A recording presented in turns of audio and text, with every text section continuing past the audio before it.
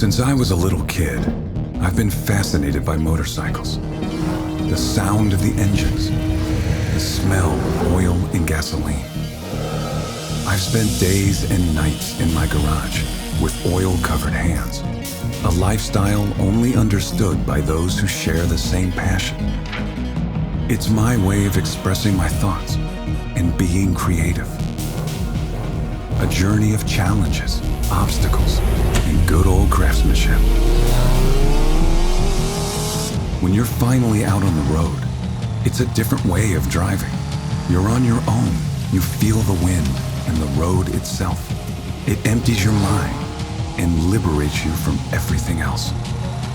For as long as I ride, time is standing still.